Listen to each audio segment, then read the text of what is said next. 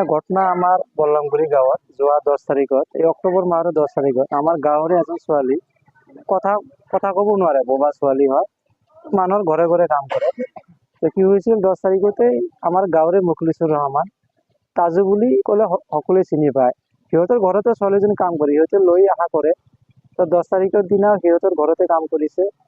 কাম কৰি থকা সময়তে এনেকুৱা কৰিছে, তাজুৱে আৰু দুজন মিলি ছোৱালীজনীক ধৰ্ষণ কৰিছে। তো ফাৰ্ষ্ট টাইমত আমি গম পোৱা নাছিলোঁ যে ধৰ্ষণ কৰিছে। এই ছোৱালীজনী সন্ধিয়া ৰাস্তাতে চিঞৰি চিঞৰি আহিছে।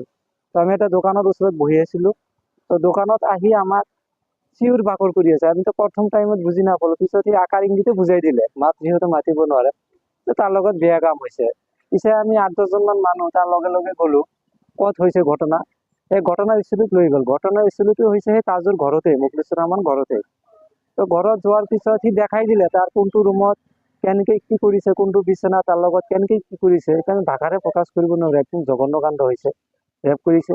পিছে আমি উপায়হীন কি কৰিলোঁ, যিহেতু ছোৱালীজনৰ গাৰ্জেনো নাই, ডাঙৰ দেউতাও নাই, ভাইও নাই।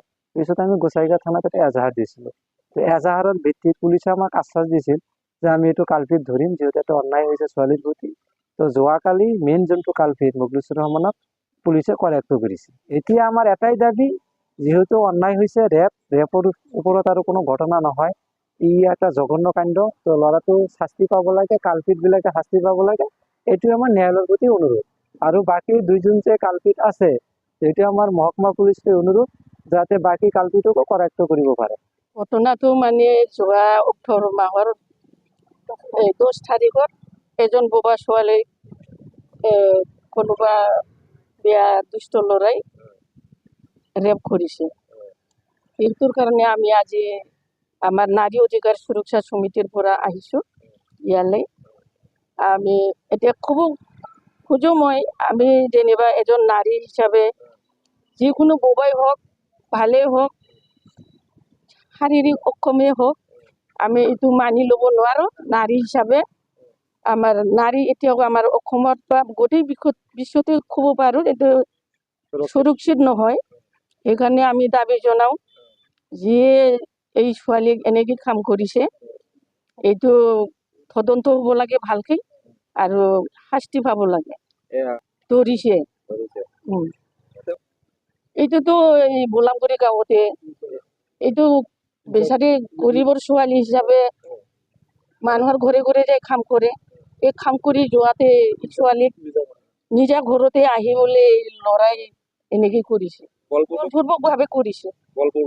হয়, মোৰ কমলা ব্ৰহ্ম, মই কোকৰাঝাৰ ডিষ্ট্ৰিক্ট নাৰী অধিকাৰ সুৰক্ষা সমিতিৰ সভানেত্ৰী। বিচাৰি মানে আমি এতিয়া ভালকে তদন্ত হ'ব লাগে, তাৰপিছত দোষীয়ে শাস্তি পাব লাগে। আমি নাৰী অধিকাৰৰ মানুহ হিচাপে এইটো আমি মানি ল'ব নোৱাৰোঁ। যি হওক মানে এইটো দোষীটো উচিত বিচাৰ পাব লাগে আৰু শাস্তি পাব লাগে। ঘটনা মানে আমাৰ বল্লামগুৰি গাঁৱত এজন বোবা ছোৱালীক এনেকা মানে অৱস্থাত ৰেপ কৰিছে। এই ৰেপ কৰা মানুহজনে তাৰ ঘৰতে কাম কৰে ছোৱালীটো। এই নিজৰ ৰুমত লৈ যায় ছোৱালীক ৰেপ কৰিছে বুলি আমি গম পাইছোঁ। সেইটোৰ কাৰণে যে দোষী সেইটো সঠিকভাৱে শাস্তি পাব লাগে, সেইটো আমি বিচাৰিছোঁ। নাৰী সুৰক্ষা সমিতিৰ পৰা আমি দাবী কৰিম অতি শাস্তি পাব লাগে, আর আইনত যেটো হ'ব লাগে এই শাস্তিটো পাব লাগে। আছে পুলিচে ধৰিছে।